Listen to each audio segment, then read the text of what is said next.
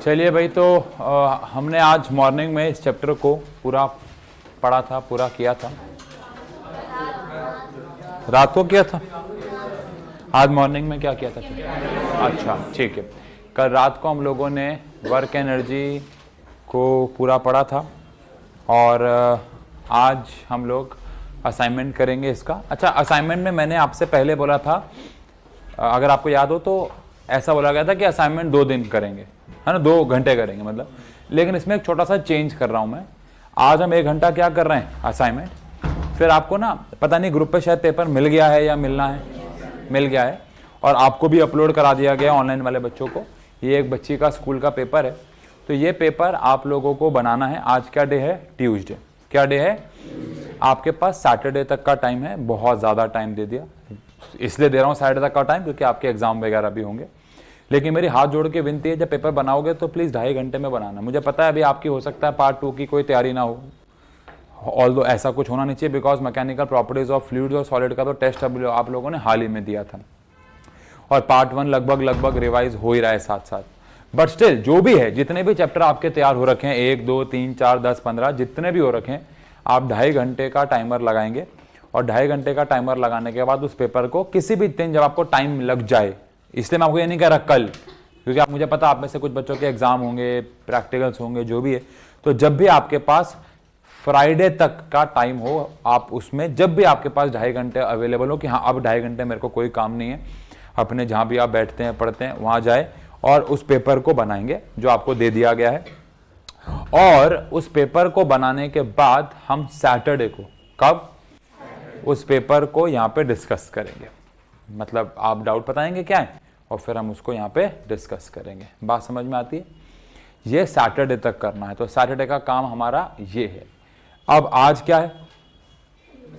Tuesday है, तो Thursday को, थर्सडे तक करना है ये, सॉरी आज तो ट्यूसडे है ना, हाँ तो थर्सडे क्यों, फिर थर्सडे भी करना है। आज का पूरा दिन है आपके पास, कल का पूरा दिन है वेडनेसडे का, और परसों भी सुबह का दिन है।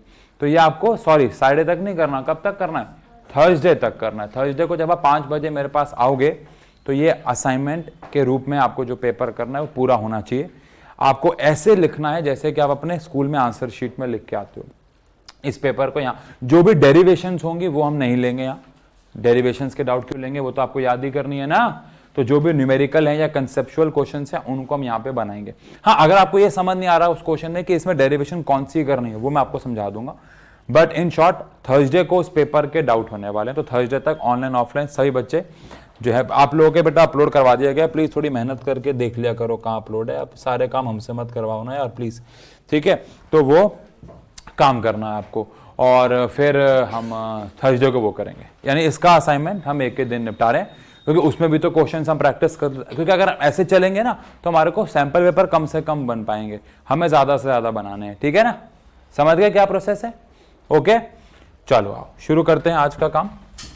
वर्क एनर्जी और इसके सवाल आपको मिक्स मिलेंगे। कुछ सवाल मैं बनाऊंगा, कुछ आप बनाएंगे। A ball of mass m, एक बॉल है जिसका मास कितना है हमारे पास m, और वो v स्पीड से मूव कर रहा है और वो दीवार पे जाके परपेंडिकुलर टकराता है और सेम वेलोसिटी से वापस रिफ्लेक्ट कर जाता है। If its time of contact with the wall is t, then force exerted by the ball on wall is. बहुत आसान क्वेश्चन है, हमने ऐसे बहुत सिमिलर क्वेश्चन करे हैं पहले भी।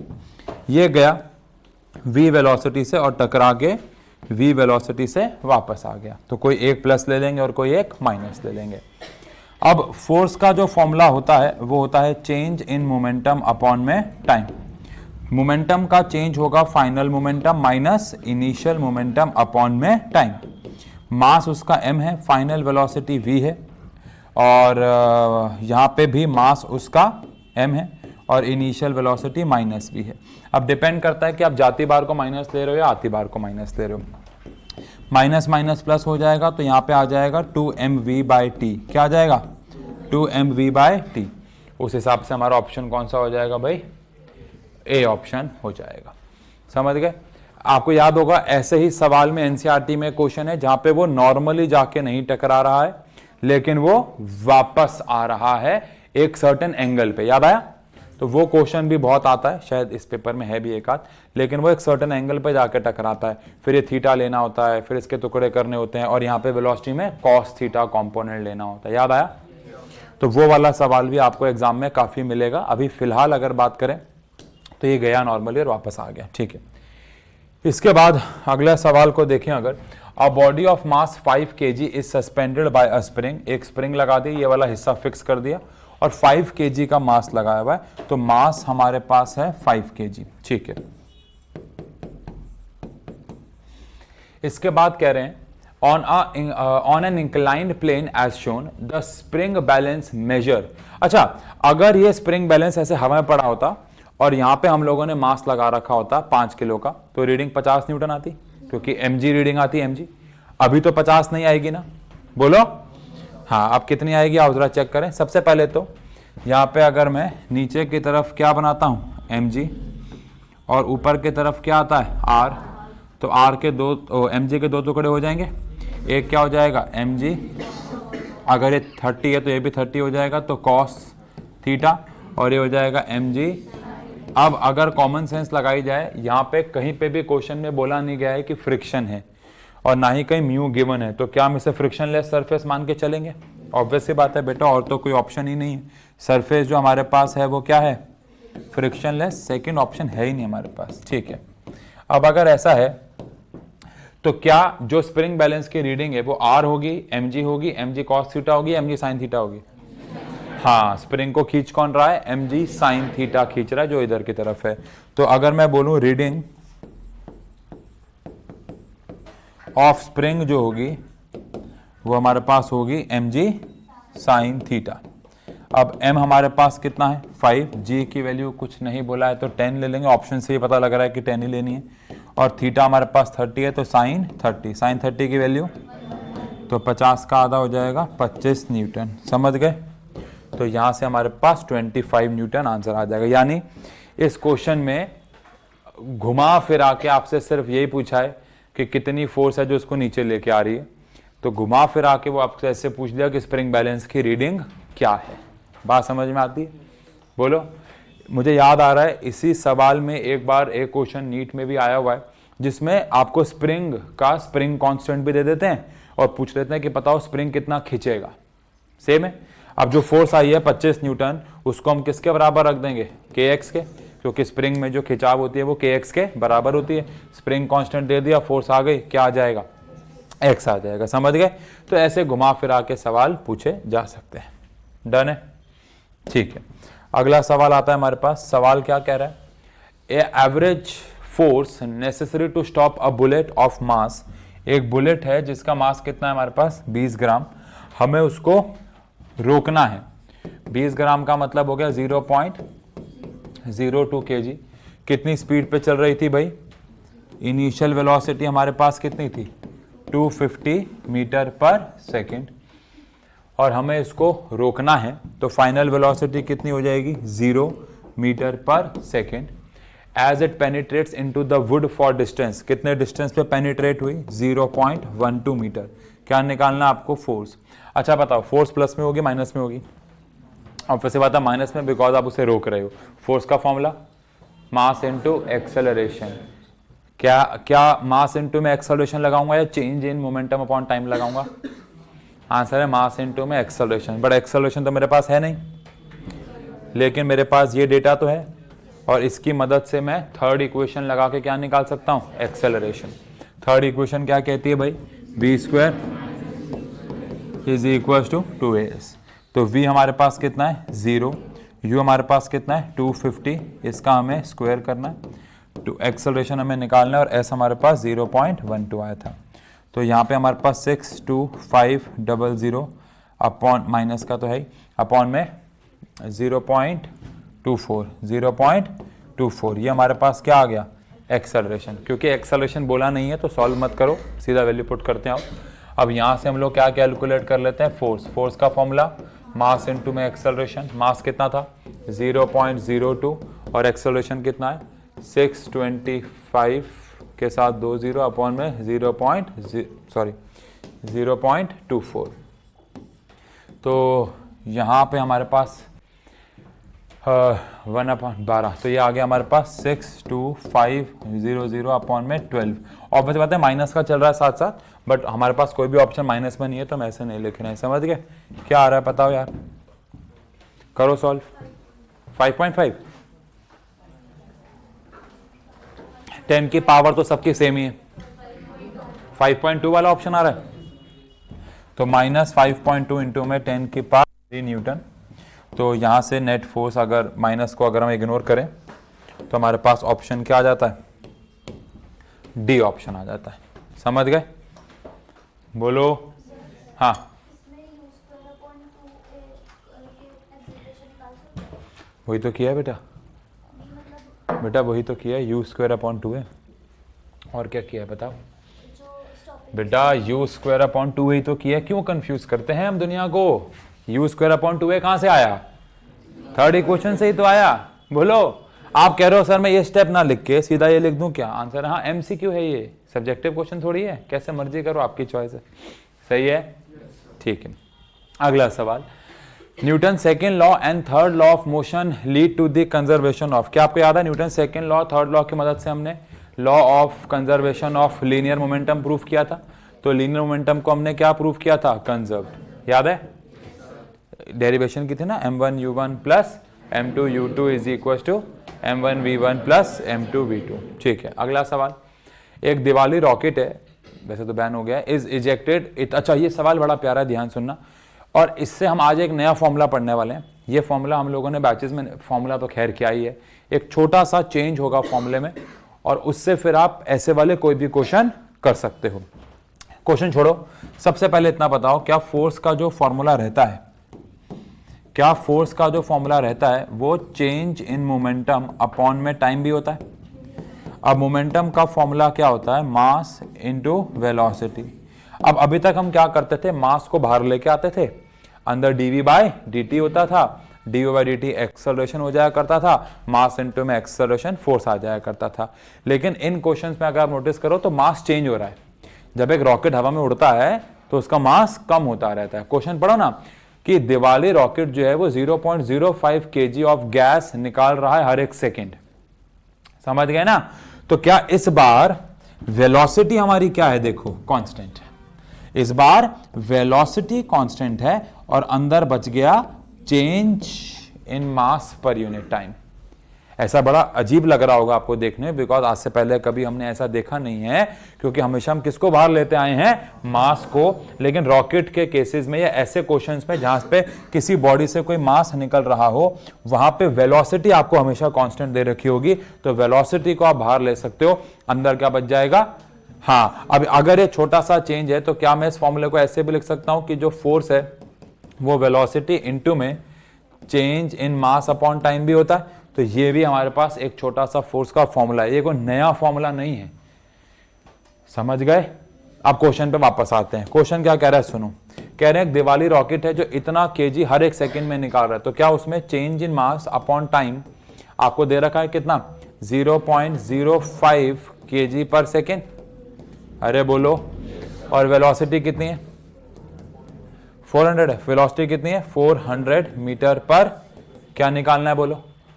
एक्सेलरेटिंग फोर्स निकालनी है। तो फोर्स हमारे पास आज ही फॉर्मूला आया है फोर्स का, क्या? वेलोसिटी इनटू में change in mass per unit time. Velocity कितनी है? 400।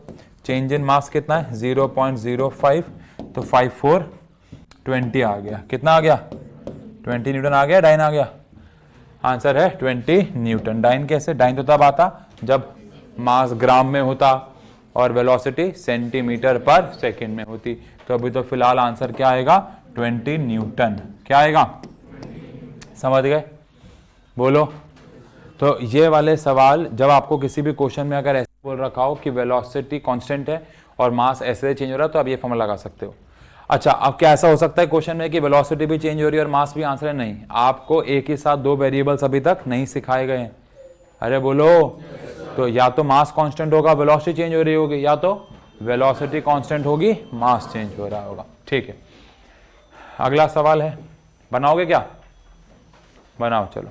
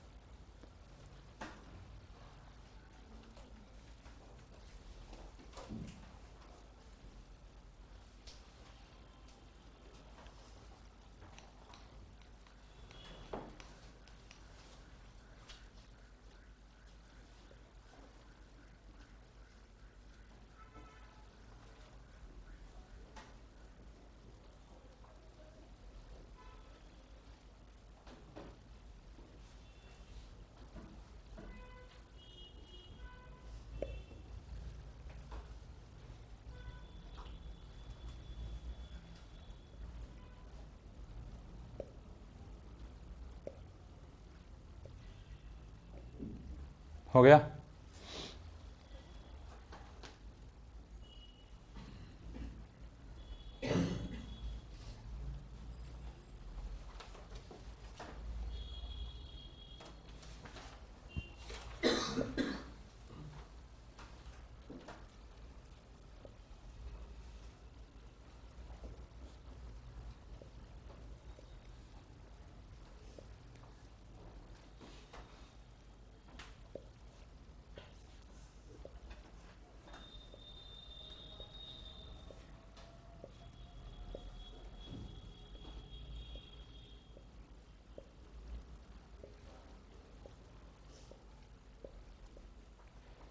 हो गया?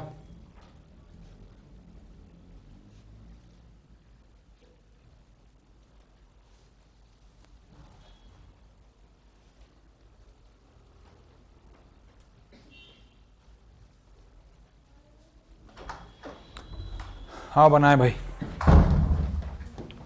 सवाल क्या है देखो, एक आइस क्यूब है जो कि एक इंक्लाइन प्लेन पे पड़ा हुआ है और उसका जो एंगल है थीटा वो कितना है हमारे पास 30 degree. Coefficient of kinetic friction between block and incline plane is, आपको कोफिशिएंट ऑफ फ्रिक्शन 1/√3 दे रखा है।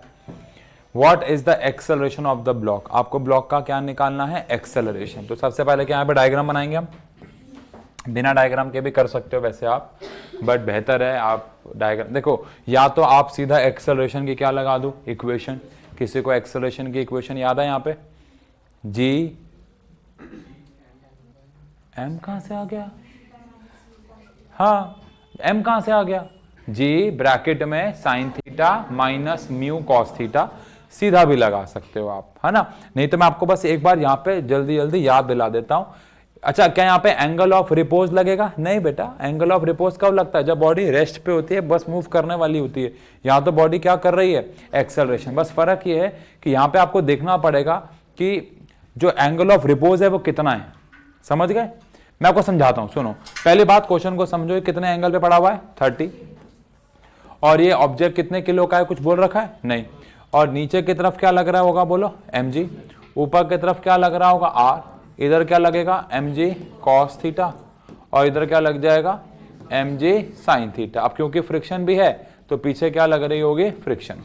सबसे पहले यहां से हम लोग निकालते हैं एंगल ऑफ रिपोज, क्यों, क्योंकि अगर ये एंगल ऑफ रिपोज से कम हुआ, अगर ये रिपोज से कम हुआ तो फिर तो ऑब्जेक्ट स्लाइड ही नहीं कर रहा होगा, फिर तो आंसर क्या हो जाएगा 0, क्योंकि ऑप्शन में 0 है। अगर एंगल ऑफ रिपोज से ज्यादा एंगल पे हम हैं, इसका मतलब वो क्या कर रहा होगा स्लाइड, फिर हम कैलकुलेशन शुरू करेंगे, समझ गए। तो पहले तो चेक करते हैं कितना एंगल पे पड़ा हुआ है। अगर हमारे पास किसकी वैल्यू गिवन है बोलो म्यू की, तो क्या ऐसा कह सकते हैं कि जो tan थीटा होता है वो किसके बराबर होता है म्यू के, जो tan थीटा होता है वो किसके बराबर होता है म्यू के। तो यहां से tan थीटा जो है वो किसके बराबर है 1/√3 के, तो यहां से थीटा किसके बराबर हो जाएगा 30 डिग्री। इसका मतलब है जो एंगल ऑफ रिपोज है वो कितना है 30, और हमारा जो ऑब्जेक्ट है वो भी कितने पे पड़ा हुआ है, तो ऑब्जेक्ट स्लाइड करेगा या करने वाला है, करने वाला है, अभी उसने किया नहीं है। तो ऑब्जेक्ट मूव कर रहा होगा या रेस्ट पे होगा, रेस्ट पे होगा, तो एक्सेलरेशन 0 हो जाएगा। सोचो अगर इसको सॉल्व करने के बाद थीटा आता लेट अस सपोज 20 डिग्री, कितना आता 20, तो इसका मतलब है हम जिस एंगल पे खड़े हुए हैं वो एंगल ऑफ रिपोज से ज्यादा है। इसका मतलब बॉडी क्या करेगी ऊपर से नीचे स्लाइड करेगी, उस केस में हम क्या कैलकुलेट करने लग जाएंगे एक्सेलरेशन। अभी नहीं करना क्योंकि वो एंगल ऑफ रिपोज पे ही पड़ा हुआ है। अगर मान लो उसको सॉल्व करने पे एंगल कितना आता 70, कितना आता, फिर भी तो आंसर 0 है, बिकॉज वो 70 पे स्लाइड करेगा। आप कितने पे हो 20 पे, और 30 पे तो कुछ भी नहीं होगा। अबे समझ गए। तो ये एक न्यूमेरिकल एक्चुअली में है भी और नहीं भी कह सकते हो आप, ठीक है। अच्छा बहुत प्यारा सवाल है, और इसको बनाते हैं भाई। सवाल क्या है, अ बॉडी ऑफ मास कितना केजी 1 kg, एक बॉडी जिसका मास हमारे पास 1 किलो है,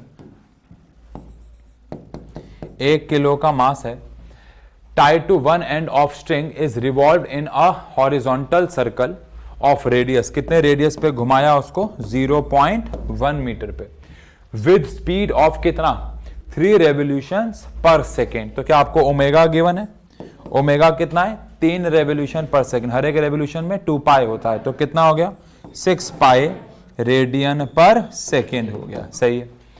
Assuming the effect of gravity is negligible, then linear velocity, acceleration and tension in the string, सब कुछ निकालना है आपको। तो क्या V is equals to R omega होता है? रेडियस कितना है हमारे पास? 0.1 और ओमेगा कितना है? 6 पाई। तो ये कितना आ गया? 0.6 इंटू में पाई की वैल्यू 3.14। कोई मल्टीप्लाई कर दो इसको। अच्छा देखो, अब क्योंकि क्या हम सिर्फ V से अपने आंसर पे पहुंच जाएंगे? बिकॉज सबका V अलग अलग है, तो कोई एक ही तो आंसर आएगा। आप बताओ ना क्या आएगा? 18 2.88 1.88। ठीक है, तो ये आ गया 1.88। अब ऑब्वियस बात है, ऑप्शन बनाने वाले ने थोड़ी सी चालाकी नहीं करी। क्या सब में 1.88 देना चाहिए था उनको, ताकि मजबूरन या एक आदमी ना देते, ताकि उनको अगला भी ऑप्शन सॉल्व करना पड़े। तो हमें हमारा आंसर तो मिल गया है, विच इज बी। बट फिर भी आओ बाकी तो निकालना सीख ही लें कि एक्सेलरेशन कैसे निकालना है। एक्सेलरेशन क्या होगा? v स्क्वायर बाय आर, या आर ओमेगा स्क्वायर भी लगा सकते हैं, जो आपका मन करे। v कितना आया है? 1.88 का स्क्वायर अपॉन में रेडियस कितना है? 0.1। तो हम जान रहे हैं कि आंसर, क्या बात कर रहे हो, इतना बड़ा आएगा 35.5। क्या मजाक कर रहे हो? अच्छा, तो नन ऑफ दी अबव भी तो हो सकता है आंसर। ओ समझ गए। यहां तो आंसर 35 तो नहीं आएगा। करो ना एक बार सॉल्व। मैं इससे करूं क्या? 35 आ रहा है क्या इससे?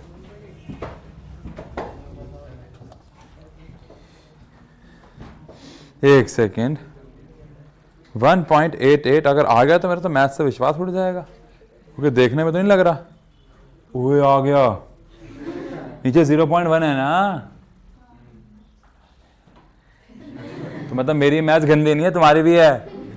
तुम्हें लगा 35 आएगा इससे? बकवास मत करो। 35.34। ओ भाई अच्छा यार, मैथ्स तो बड़ी बकवास। 35.34 मीटर पर सेकेंड, क्योंकि ऊपर 1.8 था ना, जैसे फील सी नहीं आ रही थी, बट क्योंकि नीचे 0 क्या, हाँ तो 1.88 का स्क्वायर कितना ही हो जाएगा? 2 कुछ 3 कुछ। अरे वो नीचे वाला देखना भूल गए थे ना हम। ऊपर आ रहा है 3.5 कुछ, पर नीचे भी तो क्या है? 0.5। तो ऊपर जाके तो वो 10 हो जाएगा, तो 35 कुछ हो गया ना। उस पर हमने ध्यान नहीं दिया था। चलो ठीक है, तो इसका मतलब लग तो रहा है आंसर क्या होगा, बट फिर भी कहां जाएंगे? क्योंकि बेटा क्या पता आंसर डी हो अभी भी। ठीक है, अब क्या निकालना है बताओ? टेंशन। अब आप मुझे बताओ, क्या यहाँ पे जो खिंचाव होगा, जो टेंशन होगी स्ट्रिंग में, वो किसके बराबर होगी? सेंट्रीपिटल फोर्स के। और centripetal force mv square by R होता है। क्या मास 1 किलो ही है? मास 1 किलो है, इनटू में 35 पॉइंट क्या आया था? 34। तो आंसर बिल्कुल सही आ गया 35.34। इसका मतलब हमारा आंसर क्या ही है? बी ही है, बिल्कुल करेक्ट है। समझ गए? अच्छा, अगर हमारे 2 आंसर मैच हो जाते लेकिन तीसरा नहीं होता या कोई एक ना होता, तो फिर आंसर क्या हो जाता? क्योंकि तीनों मैच होने चाहिए। आई होप इतना तो पता है आपको। सही क्या? अगला सवाल बहुत ही प्यारा लाजवाब सवाल। क्या सवाल है? आओ देखो। A stream of water flowing horizontally with speed of, पानी बहता हुआ जा रहा है कितने से? 15 मीटर पर सेकेंड से पाइप से निकला। उस पाइप का एरिया ऑफ क्रॉस सेक्शन कितना है? 10 की पावर -2 मीटर स्क्वायर। और वो सामने जाके दीवार पर टकराता है। What is the force exerted on the wall by the impact of water? Pipe से पानी निकलेगा तो पानी जाके दीवार पर टकराएगा। कितनी फोर्स एक्सर्ट करेगा? ये मान के चलो कि पानी वापस नहीं आ रहा है। पानी, मन में प्लान बना लो। 10 सेकेंड दिए। क्वेश्चन समझ में आया? पाइप है, पाइप से क्या निकल रहा है? पानी। सामने दीवार पे जाकर टकरा रहा है। आपको मान के चलना है पानी टकरा रहा है, बस वापस नहीं आ रहा है। बताओ कितनी फोर्स लगाएगा? आपको वेलोसिटी दे रखी है, एरिया दे रखा है, और कुछ भी गिवन नहीं है। और कुछ भी गिवन नहीं है।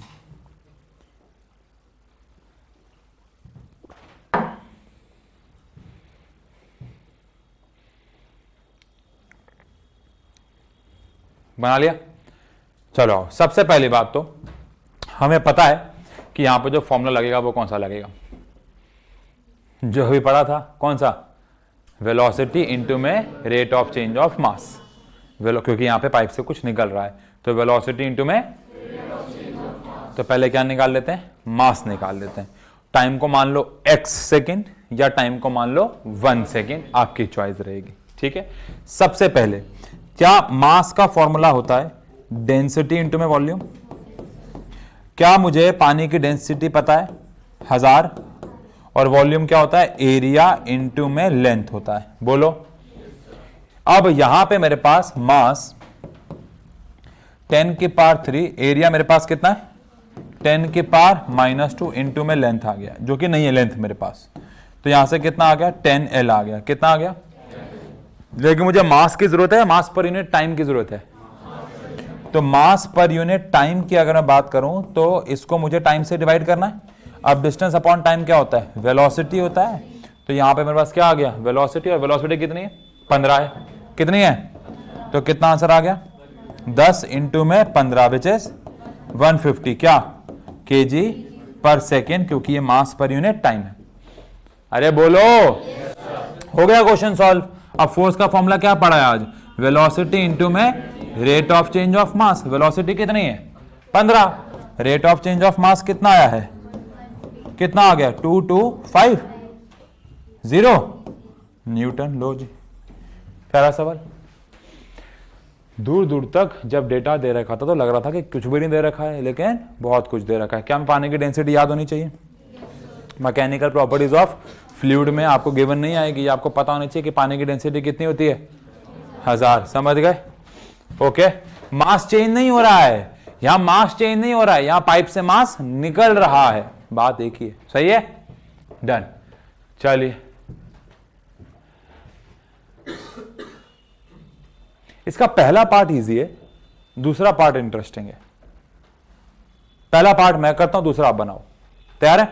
चलो पहले पहला पार्ट करते हैं। कह रहे एक हंटर है, हंटर मतलब शिकारी है, जो कि 10 ग्राम की गोली जो है वो ऑब्वियस बात है बंदूक से क्या कर रहा है, fire from a gun of mass कितना 5 kg। What will be the recoiling velocity of the gun. आप सबको पता है रिकॉलिंग वेलोसिटी के लिए formula m1 v1 is equal to minus of m2 v2 होता है, law of conservation of momentum के हिसाब से। मैं बुलेट को मान रहा हूं m1, तो कितना हो गया 0.01, वेलोसिटी कितनी है 400, माइनस m2 कितना है, गन का मास कितना है 5, और वेलोसिटी कितनी है निकालनी, तो यहां से कितना आ गया 4 अपॉन 5 माइनस का, तो यहां से रिकॉलिंग वेलोसिटी कितनी आ जाएगी -0.8 मीटर पर सेकेंड। इतनी वेलोसिटी से गन पीछे की तरफ झटका मारेगी। ये मैंने आपको करा दिया, आसान वाला पार्ट मैंने कराया। अब अगला सवाल क्या है देखो, if the Hunter is standing on the ice, अगर वो गोली मारते वक्त बर्फ पे खड़ा हुआ है, and assuming that there is no friction, there is no, तब इन्होंने आइस मेंशन किया, अकल लगाओ, या फिर कोफिशिएंट ऑफ फ्रिक्शन देते हैं वो आपको।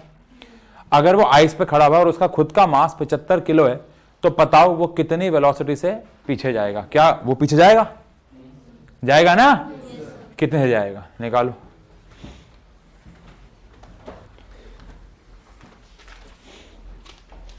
जल्दी,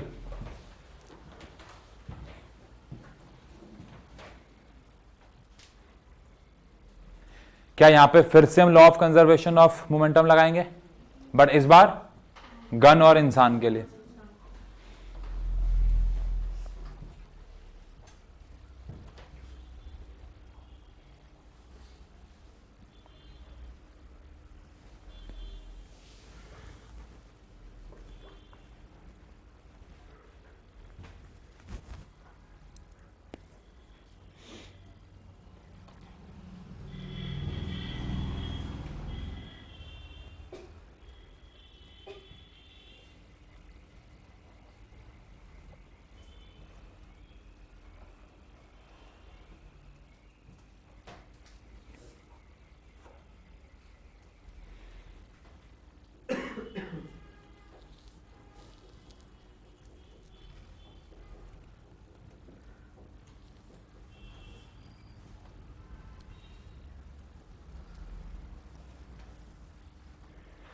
$0.05 आ रहा है एक बच्चे का। है? नहीं तो यहाँ पे भी m1 v1 लगा दिया क्या?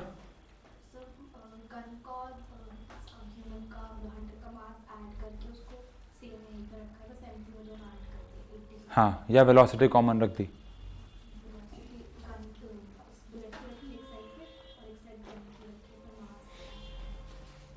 अच्छा पहली बात तो अब सुनो, एक बार सिनेरियो समझ लो।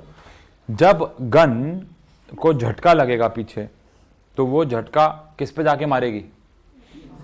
हाथ पे, इंसान पे। क्या जो गन है और इंसान है वो अलग अलग हैं अब या एक ही हैं? अब अगर वो एक ही हैं तो अब मुझे कंबाइंड वेलोसिटी वाला केस लगाना होगा ना। मैं आपको समझाता हूं, नहीं समझ में आया तो सुनो। अब यहां पे सेकंड केस पे आ गया हूं मैं। सेकंड केस में पहली बात तो मैं 1 मान रहा हूं यहां पे गन को। क्या बुलेट का कोई काम है? नहीं। और मैं 2 मान रहा हूं यहां पे इंसान को। सही है क्या? अब मुझे पता हो गन का मास कितना है? 5 किलो। और इंसान का मास कितना है? 75 किलो। अब गन की जो इनिशियल वेलोसिटी है वो कितनी है? 0.8। ये तो इनिशियल है ना, कितनी है? 0.8। और इंसान की इनिशियल वेलोसिटी कितनी है? आंसर है 0। वो तो रेस्ट पे है। लेकिन जब गन झटका मारेगी इंसान को तो इंसान के हाथ में तो गन रहेगी। तो क्या जो दोनों की फाइनल वेलोसिटी है वो सेम होगी, जिसको मैं क्या मान लूंगा? x मीटर पर सेकेंड और x मीटर पर सेकेंड। अब मुझे इस x को क्या करना है? कैलकुलेट। तो मैं क्या लगाऊंगा? Law of conservation of momentum, m1 u1 plus is equal to क्या? m1 v1 plus m2 v2। अब यहां पे ये आ गया 5 इंटू में 0.8 और ये तो 0 ही हो जाएगा। अब यहां पे मेरे पास 5x प्लस 75x आ जाएगा। तो ये कितना आ गया? 4। और ये कितना आ गया? 80x। समझे क्या? तो यहां से x की वैल्यू क्या आ गई? 4/80 विच इज 1/20 विच इज 0.05। अब तरीका आपका कोई भी हो सकता है करने का, जैसे कि सिमरन ने कहा कि मैंने मास को ऐड करके वेलोसिटी निकाल ली, बात एक ही है। लेकिन क्योंकि ये सब्जेक्टिव क्वेश्चन है तो शायद टीचर एक्सपेक्ट करे कि आप लॉ ऑफ कंजर्वेशन ऑफ, क्योंकि आपने पहला वाला पार्ट उससे किया, दूसरा भाई करो कैसे भी आंसर तो मिल ही जाएगा। अगर सही टीचर है सही, उसको उससे फर्क नहीं पड़ता कि मेथड क्या है, तो नंबर दे देंगे आपको। ठीक है, बाकी ट्राई करना कि किससे करो, law of conservation of momentum से ही करो। ठीक है, तो यहां पे मैंने अब m1 और v1 किसको, m1 और m2 किसको मान लिया? गन को और उस इंसान को, हंटर को। ठीक है, चलो। The work done in pulling up a block of wood weighing कितना? 2 kilo newton for a length of कितना? 10 मीटर ऑन अ क्या? Smooth plane inclined at an angle of कितना? 15 degree with the horizontal is. Question समझ में आया? आपके पास एक block है जिसका वेट आपको दे रखा है, वेट 2000 न्यूटन। आप इसे खींच रहे हो और आपने इसको 10 मीटर खींच दिया, लेकिन खींचते वक्त कितने एंगल पे खींचा? 15 डिग्री पे। कितने डिग्री पे? क्या निकालना है? वर्क डन निकालना। अब आप बताओ, अगर आप इसको work done on pulling a block of wood, इतना लेंथ, इतना on a smooth incline surface, smooth plane, अच्छा सॉरी, ये स्ट्रिंग के साथ एंगल नहीं है, किसके साथ एंगल है? प्लेन के साथ, सॉरी। यानी ये इंक्लाइंड प्लेन है। क्या है? इंक्लाइंड प्लेन है, उस पे ये ऑब्जेक्ट पड़ा हुआ है और इसका जो एंगल है वो कितना डिग्री है? 15 डिग्री है। और इसका जो वेट है यानी कि जो mg है वो कितना है? 2000 न्यूटन। अब इतनी तो कॉमन सेंस है कि अगर 2000 न्यूटन होगा तो मास कितना होगा? 200 किलो हो जाएगा। कितना हो जाएगा? आप इसको 10 मीटर धक्का मार रहे हो तो आपको बताना है पुलिंग अप, यानी ऊपर की तरफ कितना मीटर लेके गए? 10 मीटर। तो इस पे पहली बात तो कितनी फोर्स लगानी पड़ेगी, एक बार इसके वेक्टर्स को रिजॉल्व करते हैं। नीचे की तरफ क्या लगेगा? mg। इधर की तरफ क्या लगेगा? r। नीचे की तरफ mg और इधर की तरफ। अब आप बताइए कि अगर आप इसे, पहली बात तो फ्रिक्शन नहीं है, तो फ्रिक्शन का तो कंपोनेंट बनेगा नहीं। अब अगर आप इसे ऊपर धकेलना चाहते हो तो आपको कम से कम कितनी फोर्स तो लगानी ही पड़ेगी, mg sine, actually mg sine theta से ज्यादा ही फोर्स आपको इस पर क्या करनी पड़ेगी, अप्लाई। अब वर्क डन का फॉर्मूला क्या होता है, वर्क डन का फॉर्मूला होता है फोर्स इंटू में डिस्प्लेसमेंट इंटू में कॉस थीटा। सही कह रहा हूं, फोर्स इंटू में डिस्प्लेसमेंट इंटू में कॉस थीटा, या फिर अगर दोनों सेम डायरेक्शन में है तो कॉस थीटा हट जाएगा। क्या दोनों सेम डायरेक्शन में है, मैं यहां जो फोर्स अप्लाई करूंगा उधर ही डिस्प्लेसमेंट होगा, और मुझे फोर्स कितनी अप्लाई करनी होगी, कम से कम mg, वेरी गुड बोलो ना, mg साइन थीटा, और डिस्प्लेसमेंट कितना करना है 10 cos 0 1 हो जाएगा। कॉस तो है नहीं ना, सीधा फॉर्मूला, चाहे आप मत लगाओ कॉस क्योंकि दोनों सेम डायरेक्शन में ही है। क्या मुझे सीधा mg की वैल्यू गिवन है 2000 और साइन 15 की वैल्यू क्वेश्चन में गिवन है 0.2588 इनटू में क्या कर दूंगा 10, इतना जूल आंसर आ जाएगा। समझे? तो ये लॉज ऑफ मोशन और किसको आपस में जोड़ देता है, किसको आपस में जोड़ देता है, वर्क। हाँ ठीक है भाई। पीछे एक बच्चा कह रहा है कि जो वेलोसिटी आएगी वो माइनस में आएगी, बताओ। अगेन डिपेंड करता है कि मैं किसकी वैल्यू को प्लस ले रहा हूँ। जैसे कि मैंने यहाँ पे जो आंसर लिया वो क्या लिया है, माइनस। अब ये अलग केस शुरू कर दिया। अब मैंने इस वाली वेलोसिटी को क्या मान लिया, पॉजिटिव, तो पॉजिटिव आ जाएगा। लेकिन अगर आप इसी को क्या मान के चल रहे हो, नेगेटिव, तो ऑब्वियस बात है फिर फाइनल आंसर भी किस में आएगा, नेगेटिव में आएगा। डन है, चलो ठीक है। mg साइन थीटा इधर लगेगा ना, और हमें उसको अपोज करके ऊपर लेके जाना है, तो मुझे कितनी फोर्स तो कम से कम लगानी पड़ेगी, mg साइन थीटा। बिकॉज जब भी हमें बोला जाता है कि वर्क निकालो तो आप तो मिनिमम वर्क निकालना है। तो मैं mg साइन थीटा से कितनी भी ज्यादा फोर्स लगाऊंगा वो तो डिस्प्लेस हो गई, तो कम से कम मुझे उसे ऊपर ले जाने के लिए कितनी फोर्स लगानी है, mg साइन थीटा। एक्चुअली उससे ज्यादा ही लगानी है देखा जाए तो। ठीक है, हाँ जी करो, ये तो हो जाएगा, करो।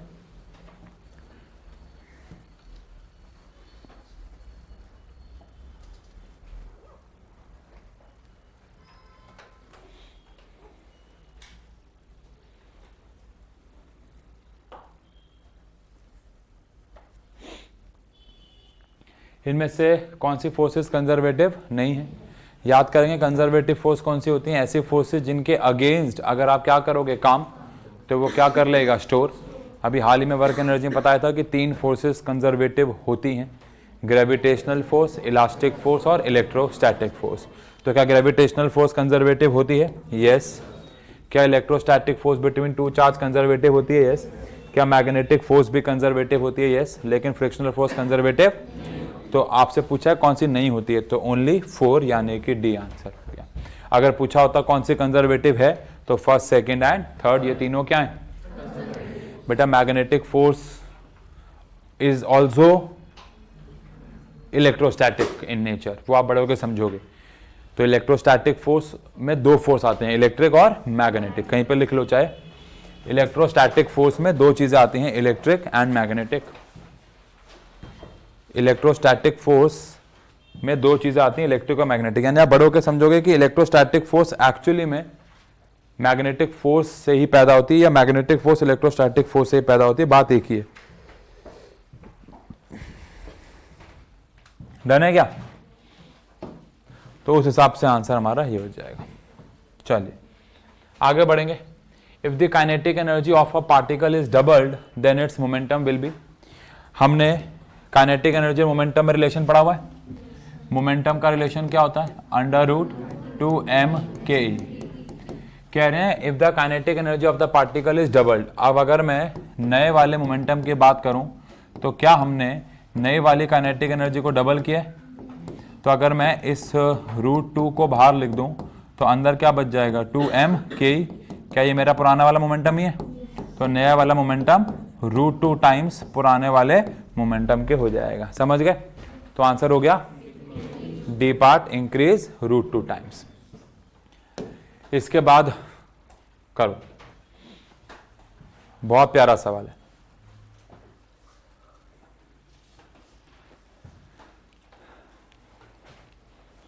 पारस सुबह वाली क्लास में नहीं आए थे आप? तो आपने को मैंने पूछा था कि 6:30 बजे क्लास रखूं, आपने हाँ बोला, तब तो आपने नहीं बताया और छोड़ देते एक दिन रनिंग। वो मेरी प्रॉब्लम थोड़ी है।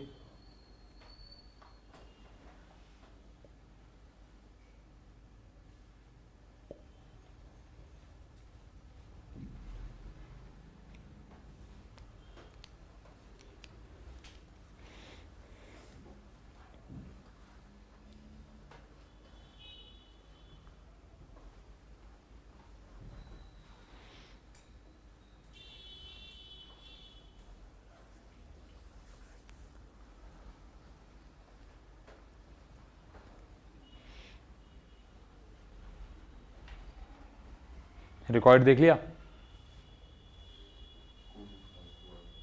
कितने बजे तक? तो फिर 5 बजे क्लास थी हमारी तो आज। 4:30? हाँ, देख लोगे?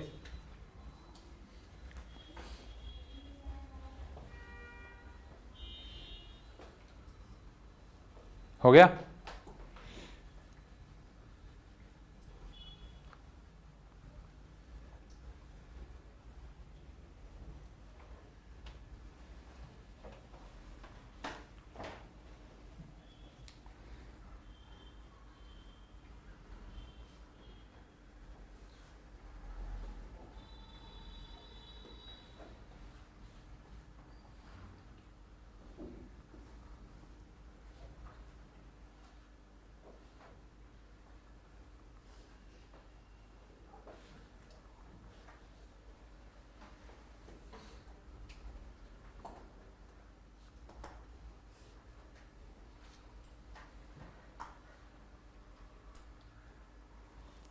हुआ क्या?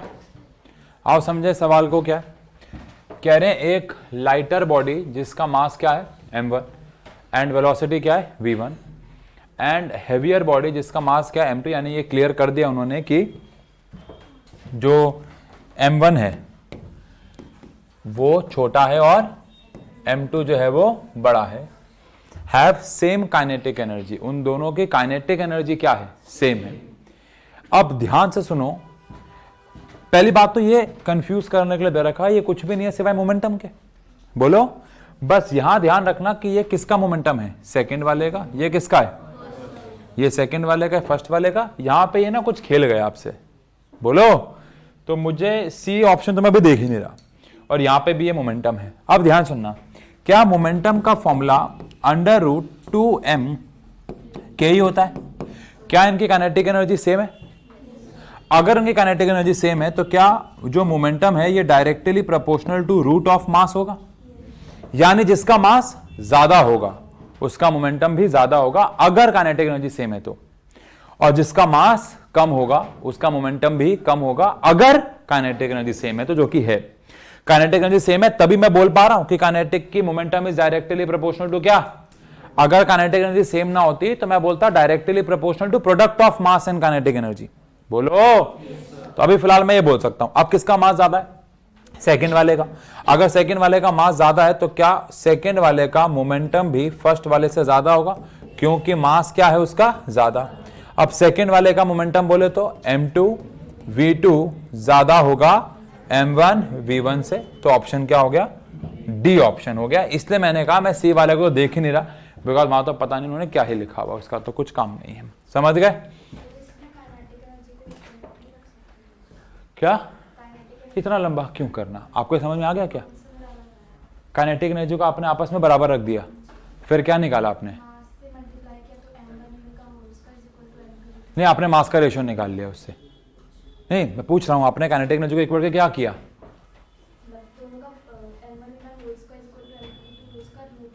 एक सेकेंड, m1 v1 का होल स्क्वायर नहीं ना? हाँ ठीक है, समझ गए। तो आंसर क्या है? डी। और कितना सिंपल है ये, और आगे भी बहुत जगह काम आएगा। ध्यान रखना, ऐसे क्वेश्चन आ सकते हैं जहां पे दो बॉडीज हो जिनका क्या सेम हो? मास, लेकिन काइनेटिक एनर्जी क्या हो? डिफरेंट। तो फिर momentum directly proportional to under root of kinetic energy हो जाएगा। तो इस तरीके से आप ध्यान रखना थोड़ा सा। चलिए अगला सवाल। अ बॉल ऑफ मास कितना? 50 ग्राम इज थ्रोन अपवर्ड। मास कितना है? 50 ग्राम।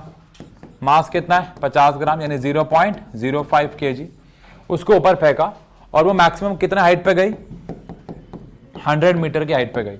Eight what height its kinetic energy will be reduce to कितना 70%। उसकी काइनेटिक एनर्जी 70% रिड्यूस हो जाएगी। कितनी हाइट पे उसकी काइनेटिक एनर्जी 70% रिड्यूस हो जाएगी। ध्यान सुनना, अगर उसकी काइनेटिक एनर्जी 70% क्या हो गई रिड्यूस, इसका मतलब उसके पास उस पॉइंट पे 70% पोटेंशियल एनर्जी होगी। बोलो 70% क्या होगी पोटेंशियल एनर्जी। अब सुनो, क्या ऐसा कहते हैं कि एट दैट हाइट, पहली बात तो उस हाइट को मैं एच डैश बोल देता हूं। क्या बोल देता हूं? Height at which kinetic energy is reduced to 70%। अच्छा, रिड्यूस टू है, बाय नहीं है। सॉरी, काइनेटिक एनर्जी अगर रिड्यूस टू है, अंग्रेजी का फर्क है, अगर लिखा होता है रिड्यूस्ड बाय, तो रिड्यूस्ड बाय का मतलब है 70% कम हो गई, रिड्यूस टू का मतलब है 70 तक कम हो गई। सॉरी, तो अगर काइनेटिक एनर्जी 70% तक कम हुई है, रिड्यूस टू 70 हुई है, तो फिर पोटेंशियल एनर्जी 30% होगी। समझ गए? यानी कि जो पोटेंशियल एनर्जी मुझे निकालनी है वो टोटल पोटेंशियल एनर्जी का कितना परसेंट होना चाहिए? 30%। बिकॉज काइनेटिक एनर्जी अगर 70% है तो पोटेंशियल एनर्जी क्या होगी? 30, because law of conservation energy कहता है कि टोटल एनर्जी का सम कांस्टेंट रहेगा। इतनी बात समझ में आई? अब अगर ऐसा है तो पोटेंशियल एनर्जी का फॉर्मूला क्या होगा? mg नई वाली हाइट 30% ऑफ, बोलो mg पुरानी वाली हाइट, mg से mg, तो क्या नई वाली हाइट पुरानी वाली के 30% होगी? और पुरानी वाली हाइट कितनी थी? तो कितना आ जाएगा? 30 मीटर। कितना आ जाएगा? समझ गए? दोबारा से उन्होंने कहा है कि काइनेटिक एनर्जी 70% रहनी चाहिए। अगर काइनेटिक एनर्जी 70% है तो पोटेंशियल एनर्जी 30% होगी। तो कितनी हाइट पे पोटेंशियल एनर्जी 30% रह जाएगी वो हमने मैथ से कैलकुलेट कर लिया बस, और आंसर कितना आ गया? 30 मीटर। समझ गए? अगर इसी में लिखा होता रिड्यूस्ड बाय 70, तो यहां पे 70, क्योंकि काइनेटिक एनर्जी 70% कम हो गई। अब अगर काइनेटिक एनर्जी 70% कम हुई है तो वो किस में कन्वर्ट होगी? तो फिर वहां पे उस प्रकार से आ जाएगा। समझे? बोलो, अभी किया है सवाल, देख लो, करो। अब गलत नहीं होना चाहिए। अभी किया है, एग्जैक्टली अभी किया है।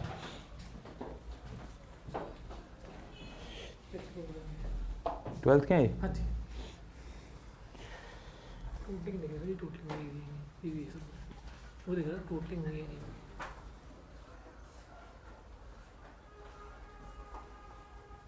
रात को आपकी कोई लाइव क्लास है क्या?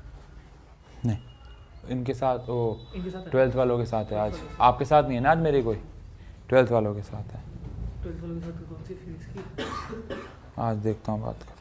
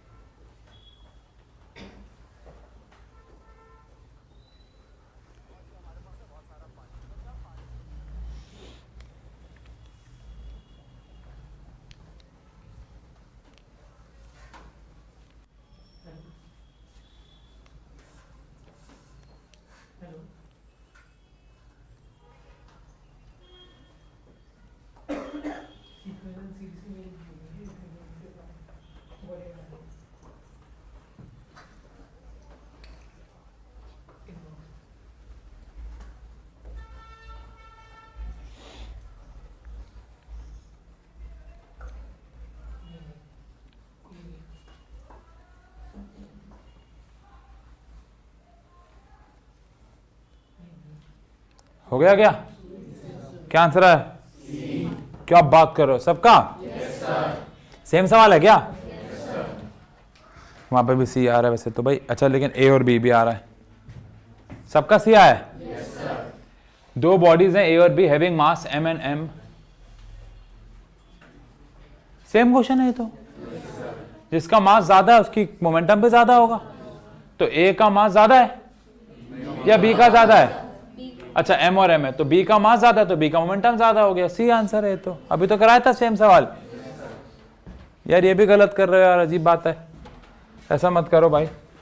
चलो ठीक है, इसके बाद 3 सवाल है हमारे पास, 1 2 3। होमवर्क दे दें? आप लोगों को एक पेपर दे, एक 3 क्वेश्चन ये और एक पेपर कब तक करना है? परसों तक। परसों 5 बजे जब मिलेंगे, उसके बीच में कोई एक्स्ट्रा क्लास है नहीं है, सब इन्फॉर्म कर दिया जाएगा। लेकिन परसों जब हम 5 बजे मिलेंगे तो आपको पेपर और ये 3 क्वेश्चन करके रखने हैं। बात समझ में आ गई?